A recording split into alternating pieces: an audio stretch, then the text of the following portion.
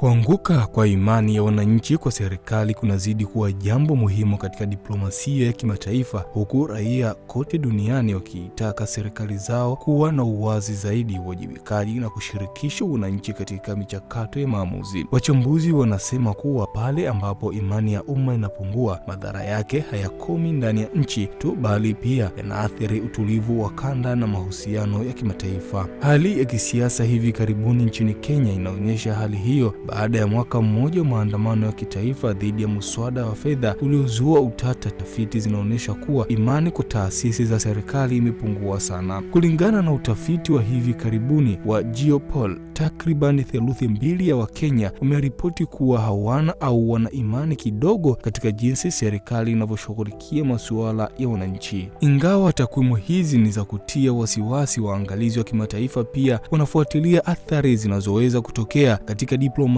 na ushirikiano wa kiuchumi wa kimataifa. Ujerumani kwa mfano imeonyesha nia ya kusaidia miradi inayolenga kuimarisha utawala bora na imani ya wananchi nchini Kenya, ikisisitiza umuhimu wa taasisi za kisiasa thabiti kwa usalama wa kanda na ushirikiano wa kiuchumi. Mabalozi na ujumbe wa kigeni mara nyingi hushirikiana na jamii za kiraia, viongozi wa mitaa na wanasiasa kutafuta njia za kutatua migogoro na kuimarisha uaminifu. Wataalamu wanasema kuwa kuanguka kwa imani si tatizo la nchi moja pekee. Afrika, Asia na Amerika ya Kusini, serikali zinakabiliwa na shinikizo la kuongeza uwajibikaji kwa raia kutokana na maandamano, utetezi wa kidigitali na ukaguzi wa mitandao ya kijamii. Hii inaunda mazingira changamoto kwa diplomasia ya kimataifa, ambapo mataifa na mashirika ya kimataifa lazima yaweze kuzingatia heshima, udhibiti wa ndani, huku yakihimiza kanuni za kidemokrasia na haki za kibinadamu. Athari hizi hazikomi kwenye siasa tu. Kutokuwa na imani kwa wananchi kunaweza kuathiri uwekezaji, biashara na programu za maendeleo, kwani mashirika ya kimataifa na serikali za kigeni huchambua hatari zinazotokana na kutokuwa na utulivu wa utawala. Nchini Kenya, maandamano na kiwango kidogo cha imani tayari vimevutia umakini kutoka kwa taasisi za kifedha za kimataifa na vyombo vya kikanda, ikionyesha uhusiano wa karibu kati ya utawala wa ndani na ushirikiano wa kiuchumi wa kimataifa. Wachambuzi wanasema kuwa msaada wa kimataifa katika muktadha huu mara nyingi unahusisha programu za utawala bora, elimu ya kiraia na upatanishi wa migogoro, ukilenga kujenga upya imani, huku heshima ya uhuru wa taifa ikidumishwa. Wakati huo huo, serikali zinaitwa kushirikiana moja kwa moja na wananchi, kuanzisha uwazi katika utengenezaji wa sera na kushughulikia malalamiko ya kijamii na kiuchumi kwa ufanisi. Kadri dunia inavyowekeza kipaumbele zaidi katika utawala bora na imani ya wananchi, nchi kama Kenya zinatoa mfano muhimu kwa waangalizi wa kimataifa wa jinsi utulivu wa kisiasa, imani ya raia na diplomasia vinavyoshirikiana. Masomo yanayojifunzwa kutoka kwa matukio haya yanaweza kuunda namna mataifa yanavyokabiliana na changamoto zinazofanana katika maeneo mengine, ikisisitiza umuhimu wa imani kwa serikali kwa ajili ya uimara wa ndani na ushirikiano wa kimataifa. Hii ni ripoti ya Media Wire Express, habari fupi mahiri kwa Afrika, na mimi ni Hassan Magulumali.